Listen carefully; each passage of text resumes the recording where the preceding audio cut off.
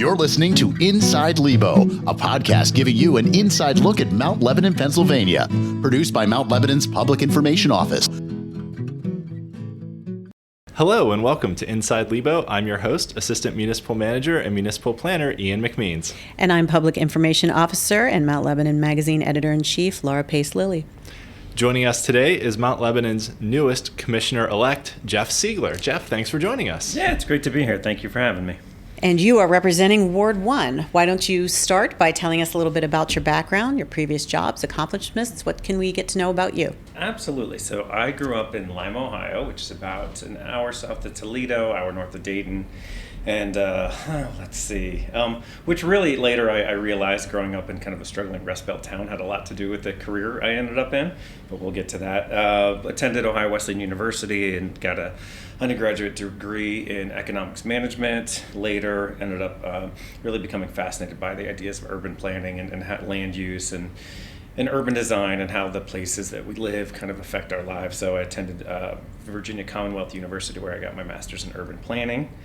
Then moved back to Ohio and worked as a Main Street manager in Lancaster, Ohio for a couple years, then took over as the state coordinator for the Ohio Main Street program. Did that for about 10 years. And that was a really incredible experience of every week meeting with new towns and new boards and municipalities and really getting a pretty interesting vantage point of how community works, how revitalization works, and what the struggles that we're dealing with, and how to make a community as vibrant and resilient as possible. So then in 2016, moved to Pittsburgh and started doing some consulting work.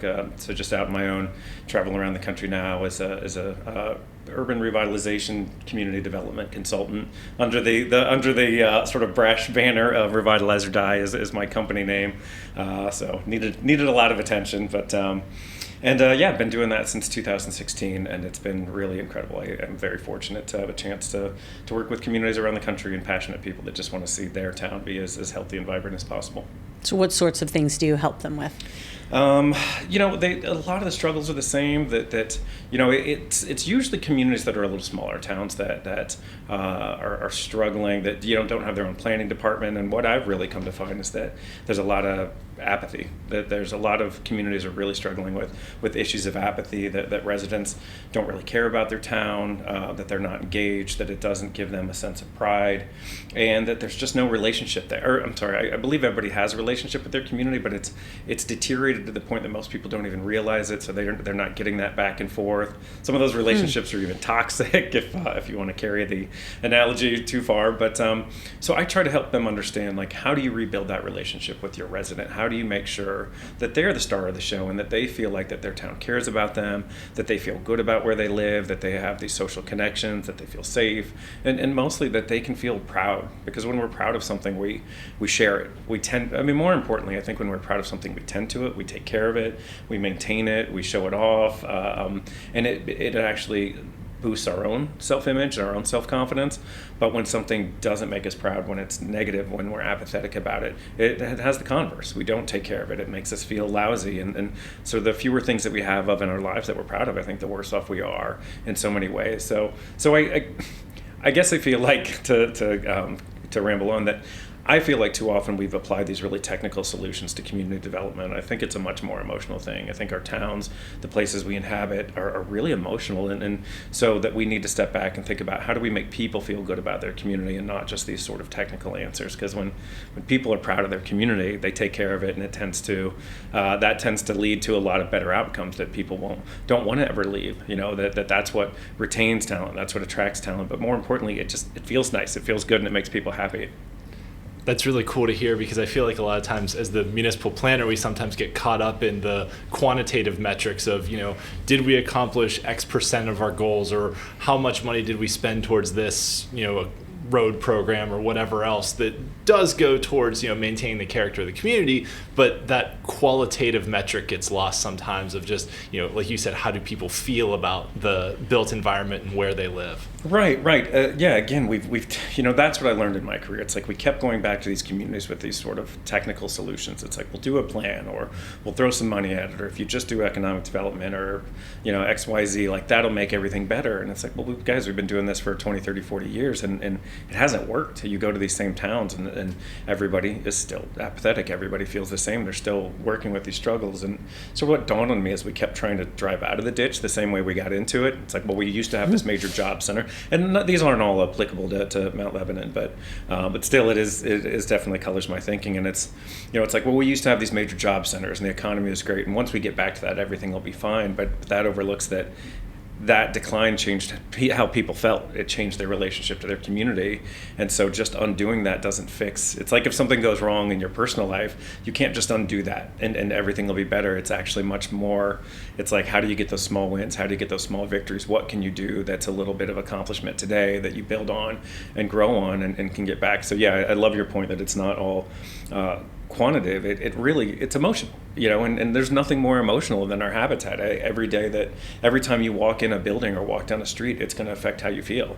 There's certain streets that make you happy, that maybe make you feel social or feel joyful, and there's other ones where you're like, I can't wait to get out of here. This makes me feel crummy or scared or worried. And I always think that, if a street makes you feel nervous or worried for a few minutes, how does it affect you in 5 years or 10 years? Like, that's when it does real long-term. It has real long-term impacts on your personality, on your decision making, on your overall well-being. So our surroundings really, and more data is coming out about this, but our surroundings have a huge impact on our health, mental, physical, social, etc.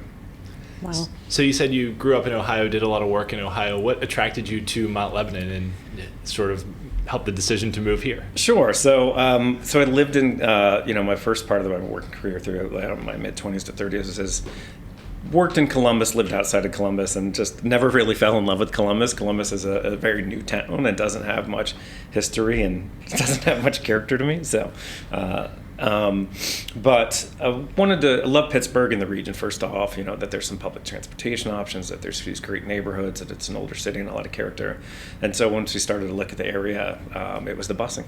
I looked for the community that saw that Mount Lebanon didn't bus kids to school, and right away that told me so much about the priorities of the community and what they valued. And it's kind of one of those tell-alls. It's like, might just be a little thing, but it says so much more about the municipality itself, and I've found that to be very true. That one thing really does lead to a lot of other decisions, and it leads to more community character, more, that there's going to be more walking, that parents are going to be a little more autonomous with their kids, that there's going to be a little more trust built up between, parents and neighbors and the school district, all that just come from, hey, not each of us is required to get in this car or get on a bus to deliver kids to school. So what made you decide to run for commissioner?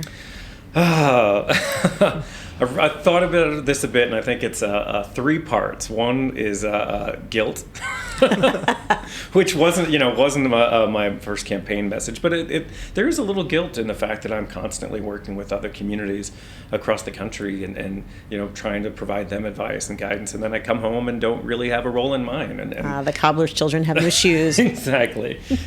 So that started to weigh on me. I feel like there was a little bit of guilt in not helping or being more of a part of my own town. I think that service is a huge part of what makes a fulfilling life, and that we should all have some service. So service is part 2 that I do think that everybody should. That service to your community or service to a cause greater than ourselves, be it your faith, be it your community, be it whatever, a nonprofit, some cause, and that service just makes our lives better and more fulfilled. So the second part was, I wanted to be of service to this place I care a great deal about. And I guess third would probably be ego. The idea that, like, I think I have some ideas. I think that I know that I've had enough experience to see what can make communities better, more self-reliant, more resilient, stronger, happier, and healthier overall. So I thought that probably would be a good idea to test some of these theories out. Not so much test, but I'm looking forward to putting some of those ideas into practice in the place where I call home. That's great, and we're very happy to have you as our commissioner-elect, and we're going to take a short break here, and we'll be back with more from Commissioner-elect Jeff Siegler.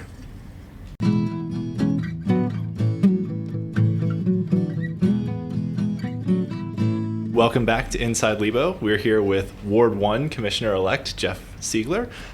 So Jeff recently was victorious in the general election that happened in November and will take office at the beginning of January at our organizational meeting. So obviously you haven't been, on the other side of the room, sitting at the front of the room, voting, making decisions, but just sort of with your background and experience that you told us about in the first part of the show, what are some of the challenges that you think you might face during your term as commissioner?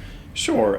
One that I think has been the case, everywhere I work and sort of everywhere I work, and certainly the same here, is that change is difficult. That I think that there has been this nationwide response to the period of urban renewal and all the mistakes of the 60s and 70s to put in processes in place that make it nearly impossible to do anything. It's like, well, we don't want to make those mistakes, so let's make sure we have and for good reason. I mean, I think that there's good reason we did it, but it's almost this idea of like, well, let's never do anything to atone for a time we did too much.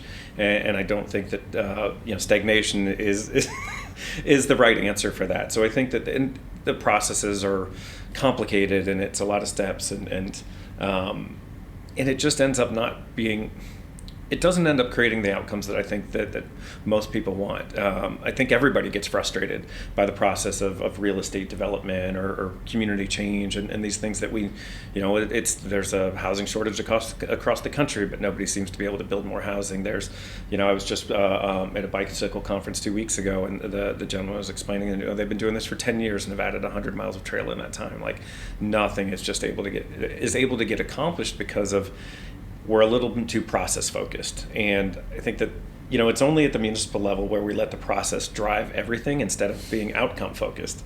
As I beat it to death, it's like if you started with like, when we go to cook at night, it's like, well, what do I want to make? We don't start with, well, what is the cooking process that I've adopted? What 19 steps do I have? Who do I, is the flavor committee going to approve of this? And right. Here's the list of ingredients that I'm allowed to use, and then let's see what happens. And in the end, we'd have a lot of terrible meals, I think.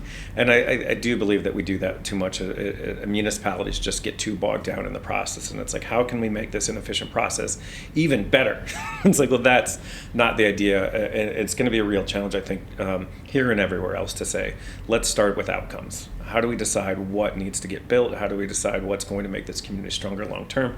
And then we'll work backwards from there to figure out what kind of process do we need to get there. So that's one that definitely jumps to my mind is going to be a challenge because, man, the processes get really ingrained and people will become beholden to them because it's like, well, this is what we've always done and I don't want to change that. And second, I think that what's going to be tricky is I think that there's just going to be a huge change in the how communities need to serve their residents, and we're shifting away from a car-based society. I really do believe that, and there's a lot of evidence to show. I mean, you just look at the demand for housing in this country, and more people want to live in walkable communities. They don't want to be dependent on cars. Miles driven is going down. Car ownership is going down.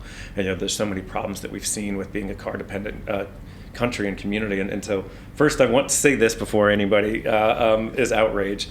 I don't I don't have anything against anybody that owns a car. What I'm not a motor haterist. What I find a bit despicable is that we only build places where people are required to own a car just to get groceries, just to get to their job.